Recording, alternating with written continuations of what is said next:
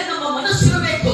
हमारा मन यीशु मसीह के ऊपर में रहना है. ದೇವರಿಗೋಸ್ಕರ ನಮ್ಮ ಮನಸ್ಸು ಕಾಯಬೇಕು. हम अपने मन यीशु मसीह के हम हमेशा के लिए रहना है. ಅದಕ್ಕೆ ಇಲ್ಲಿ ವಾಕ್ಯದಲ್ಲಿ ಅಲ್ಲಿ ಕೀರ್ತನೆಗಳು 33:20 ಹೇಳುತ್ತದೆ, ನನ್ನ ಮನಸ್ಸು ಯೆಹೋವನಿಗೋಸ್ಕರ ಕಾದಿದೆ, ನನ್ನ ಸಹಾಯವು ಗುಲಾಮಿಯು ಆತನಾಗಿದ್ದಾನೆ.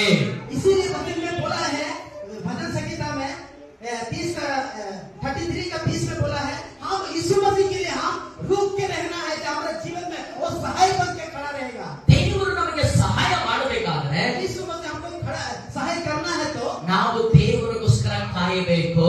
हम यीशु मसीह के लिए हम हमेशा के लिए खड़ा रहना है. ಎಷ್ಟು ಜನ ದೇವರಿಗೋಸ್ಕರ ಕಾಯ್ತಾ ಇದ್ದೀರಾ? कितना लोग यीशु मसीह के लिए हम आप रुक के रखा है. ಎಷ್ಟು ಜನ ನೀವು ದೇವರು ಬೇಕಂತ ಓಡಿ ಬರ್ತಾ ಇದ್ದೀರಾ? कितने लोग आए हैं यीशु मसीह मेरे लिए चाहिए बोल के. ಎಷ್ಟು ಜನ ನಾವು ದೇವರ ಮಂದಿರಕ್ಕೆ ದೇವರು ಬೇಕಂತ ಓಡಿ ಹೋಗ್ತಾ ಇದ್ದೀವಿ? कितने लोग आप भाग रहे हैं यीशु मसीह मेरे को चाहिए, मेरे यीशु मसीह मेरे पास आना है बोल के. ಆದ್ರೆ ದೇವರ ಆಲಯಕ್ಕೆ ನಾವು ಬರುವಾಗ, यीशु मसीह का भवन में आने तो ದೇವರ ಬೇಕಂತ ನಾವು ಓಡಿ ಬರುವಾಗ, हम भाग के आएगा तो ದೇವರ ಆಲಯದಲ್ಲಿ ಕುಳಿತುಕೊಳ್ಳುವಾಗ, यीशु मसीह का भवन में आएगा तो आप ನಾವು ದೇವರ ಮುಖವನ್ನು ನೋಡುವಾಗ यीशु मसीह हम उसको मुंह में देखना है. ನಮ್ಮ ಎಲ್ಲ ಸಹಾಯವು ನಮಗೆ ದೇವರು ಕೊಡುತ್ತಾನೆ.